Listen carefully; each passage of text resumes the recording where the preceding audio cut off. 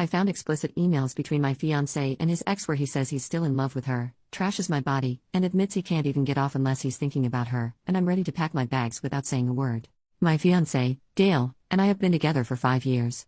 We are as solid as I guess anyone thinks they are before something like this blindsides them. I am in total and complete shock. I'm just sitting here shaking. I can't even cry yet. Dale is at work right now. I haven't texted him or called him or anything at this point. When we got together, he had just broken up with his college sweetheart. She was his first love. I was afraid I was just a rebound. He said that wasn't true. I believed him. Rest is history. Sorry as this is rushed and all over the place. Nothing makes sense in my head right now. I used his laptop about 2 hours ago to open his contacts list he has saved on there so I could get addresses for our wedding invites. Been telling him to get those to me for over a week, so I decided to do it myself. He keeps his contacts info on his email. When I opened his email, I saw an email on the very top of his inbox with the subject line Jen, fake name, how can I win? The subject line got cut off after that, so I couldn't see more without clicking. Jen is the name of his ex from college. I sat there for at least 10 minutes trying to decide if I should open it or not. But then I decided he should have nothing to hide, so I did. The rest of the subject line was, Jen, how can I when you still exist? The email was her replying to a string of emails between the two of them that has gone on for over a week. Long story short, Dale is still in love with Jen. He thinks about her constantly. He'll never find another woman like her. Even worse is that he makes fun of me and she laughs about it. One email she asks him why I don't make him happy and isn't he satisfied with me? I can't remember word for word, and I don't feel like reading it again, but he said something like she tries. She's just not good though, way too vanilla. I love her, but the only way I can get off is when I think about screwing you and how dripping you'd get. I think every inch of my bed was soaked from you. I have the biggest heart on just thinking about it. And then she answered with a bunch of lol-s and said she felt sorry for the poor girl. Another thing he said was that he made fun of me for having a large scar across my chest, onto my left breast, which has disfigured the nip a bit. He said it looked like something out of Edward Scissorhands. That is almost too much to bear. He might as well have punched me in the gut. I was in an awful car accident when I was a teenager. I had a big piece of dashboard shatter and basically fly into my chest. I almost died. I've never been ashamed of the scar. It's like a constant reminder that I survived something a lot of people don't, and I should be grateful to be alive. The slight disfigurement of the nip doesn't bother me either. I've always had the attitude of if someone doesn't want me because of a nip, screw them. But to hear him make fun of something he knows is a result of something so major in my life, my friend was thrown from the backseat and lost her life, is just... I have no words. The emails go on and on. Some are explicit. One she described how she just self-pleasured while thinking about how he used to go down on her for hours. I'm assuming that these emails are just a small portion of their contact. The first email in the thread was Dale talking about how he doesn't think he can marry me and that he thinks about leaving me almost constantly. He said if she lived in this state he'd already have left me. It didn't sound like the first time they'd reconnected, so I'm guessing if I snooped I'd find texts as well. I don't need to snoop further. I've seen all I need to. Obviously I'm not going to stay. Despite what he said about me, I'm pretty great and I know this. He said he misses backdoor.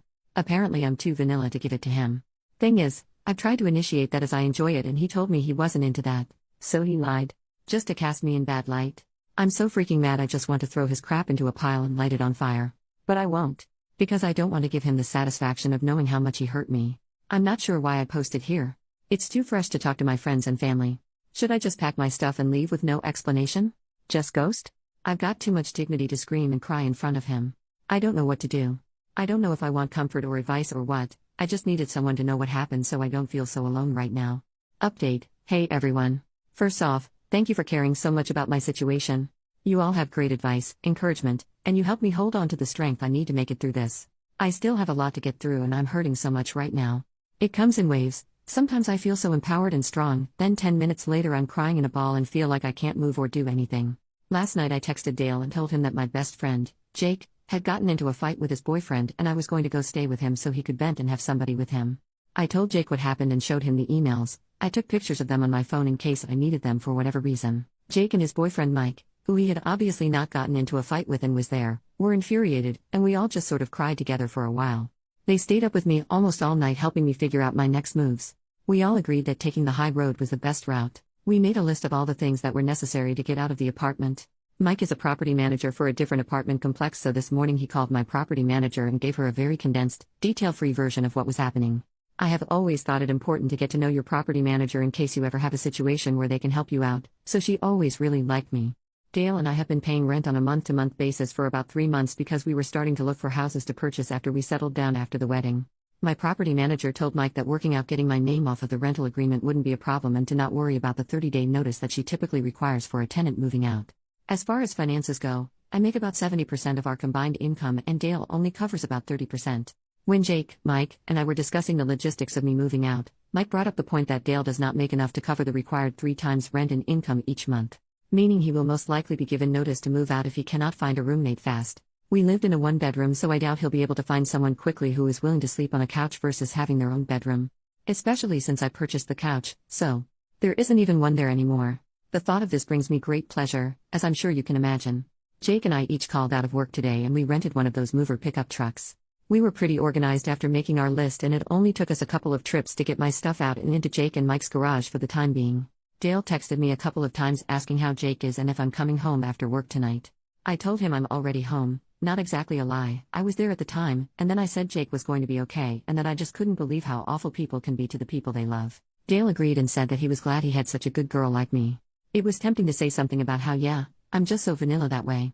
I didn't, I just told him to always remember that, how great I am to him. He said of course he would. That felt pretty satisfying, and I hope he does remember that every day for the rest of his life. Whoever it was that posted about the vanilla ice cream idea, Jake, Mike, and I laughed about that hysterically last night. It was the first thing that made me laugh like that and maybe the only thing for a while, so thank you for that. I didn't end up ruining any of Dale's stuff. I didn't print out the emails and send them to his family/friends. I didn't do anything destructive or spiteful. However, after all my stuff was out, Jake and I made a trip to the grocery store. I took that poster's advice and I bought one of those big plastic tubs of vanilla ice cream. I left it on the counter with a note and my engagement ring. I wrote, I know vanilla isn't your favorite flavor, but this is the only vanilla you'll be eating from now on. XOXO. I mean, I am human. I had to leave him with a little bit of a bang. So here I am. Staying with Mike and Jake for a while. Finding an apartment will be no issue for me. I'm comfortable financially on my own with a stable job. I have to deal with the deposits I put down for the venues for both the wedding and the reception. I can't right now, I'm too much of a mess emotionally. I will by the week's end though, as I know I can't put it off any longer if there's any hope at all of getting refunded. I had already booked our honeymoon, but I did pay the extra for insurance if the trip needed to be cancelled. I honestly don't really know what exactly the insurance covers. I'll have to look into it. Whether or not I can get a refund for Dale's ticket, I will be going on my first trip out of the country on my own and I am happy about this. It's one bright thing to look forward to through this whole mess. I will sell my wedding dress, which was a low-cut dress by the way, and showed my scar off as much as a wedding dress can. I guess Dale would have found that gross. Or maybe I'll burn it. Burning it sounds kind of fun because I've been holding back so much on not being destructive in a time where I would have found great, albeit temporary, pleasure in burning everything Dale has ever owned. Burning my dress is something I can do privately that will still be satisfying. I can scream and cry and throw rocks at it, pour lighter fluid all over it, watch it burn, and then cook a s'more over it. Because I love s'mores, so why not? I am walking away from Dale with my head held high. The best revenge is to walk away as dignified as possible and to not sink to his level. I was close with his family, but I'm not going to worry about what he tells them. I am positive it won't be the truth. There is no way he's got the balls and decency to tell them what he did. But I know what he did, he knows what he did, and all the people who truly love me and who I am close with will know what he did. That's all that really matters. Though it's nice to have those emails just in case Dale tries to take things too far or something. I'm going to be okay. I'm having one of my empowered moments, though I just spent the last hour in the bathtub sobbing. Like I said, waves. Jake told me that Dale isn't worthy of my quirky nip, and I agree. When I got in my accident, I was lucky that the shrapnel didn't pierce my heart. I did, however, suffer from a pretty significant heart contusion, basically a bruised heart, among other injuries. It was the most painful thing I've ever experienced. So yeah, this situation makes my heart hurt, but my heart has been through much worse and kept on ticking along. Sorry if I rambled a lot. Posting this to you all is like a form of therapy, and the more thoughts that pop up in my mind, I just write them down for you all to read. I haven't told my family and other friends yet. I'll be tackling that soon. I'm glad the invites hadn't already been sent, at least I don't have to send out a cancellation notice. I deleted Dale off all social media and blocked his email address. I didn't block him off my phone yet because, honestly, I'm curious to his reaction. I can promise you all that I will not respond at all. Not to a single text or call. But I can't help but be interested to see how he reacts. I will block him tomorrow though. Mike told me that the second his messages turn ugly or hateful because I'm not responding, block him. He doesn't want Dale to hurt me any more than he already has. He's right, and I really do plan to block him regardless by tomorrow after seeing his initial reaction. I guess that's all I have to update. Thank you all for caring about me. I will continue moving forward, and I will never stop wearing clothes that show my scar. I've never hidden it before, and I'm not going to let some jerk make me feel like I should. From the bottom of my heart, thank you all for your love. You gave amazing comments and messages. I will never forget the nice things you all have said to me. Seriously, thank you. P.S. I think I will dress up as Edward Scissorhands for Halloween. Edit. So last night got pretty crazy. It started with Dale playing dumb and asking what was going on, and what did he do? Like I promised all of you, I didn't respond. The jerk knew exactly what he'd done. He just kept texting and kept texting. One text that I found particularly infuriating was, "I can't think of anything I have done to deserve this. Whatever you think I've done isn't true. I'm sure you just misunderstood and I can explain. I mean, damn, you didn't have to be so dramatic and just leave me like this." I love how he was already saying that I just misunderstood what I think he's done and that he can explain. He's such a crappy person that he wouldn't even just come out and admit to the emails and say he's sorry. And then to call me dramatic. The texts progressed into angry ones. Here is a string of texts from him, word for word, except that I corrected some grammar because his grammar is ridiculous. Each text was probably sent about 2 minutes apart, sometimes less. Just so you understand the level of crazy here, I will refer to myself as L in these because he uses my name a lot and my real name starts with an L, so seems appropriate. I blocked him after this, by the way. Baby, you know how much I love you. I'm at a loss right now. I don't understand. Why won't you answer me? I just tried calling. L, please pick up. We are getting married. I thought you cared about me. I guess I was wrong. I guess you are cold-hearted. L? Baby? Are you okay? At least answer me so I know you are okay and not hurt or something. Seriously? L. Seriously, you're a beach. I didn't mean that. I'm just getting really worried and upset. He took about a 20-minute break between that one and this monstrosity. You know what? I did mean that. You're a effing beach for doing this. If you were unhappy, you should have told me. I can't believe you would do this to me. I love you. You are just like your father, but even worse because at least your mom is a cunt and so are you, so who can blame him? Don't ever contact me again or come crawling back, and good luck finding a guy who will love a effing circus freak bitch. Lol, dumbass. So that's when I blocked him. I know nothing he said was true, but still. This wasn't just an email to his ex, this was something he sent to me directly. I cried a lot after that one. It hit me pretty hard. This is someone I was planning a future with just a couple of days ago. He was so sweet, as far as I knew, obviously. He used to kiss my hand almost every morning. It's just such a shock, it's hard to wrap my mind around it. Last night was a really tough night to get through for me. I keep reading back what I wrote in this update last night, and it helps to keep me feeling strong. I keep reading all of your lovely comments and messages from the original post, and it helps to keep me feeling loved and strong. Jake and Mike are wonderful, and I'm lucky to have them to hold my hand and help me through this. Though his texts hurt me, they also reaffirm that he's a spineless weasel and that I 100,000% did the right thing by leaving. He's making it really easy to get over him. Sorry this got so long. I wanted to really include you all in what's happening. Thanks for checking in on me and caring about what happens to me. Love to you all. Little update. I had a lot of people PM me asking if there were any signs that Dale was a jerk so they know what kind of red flags to look out for.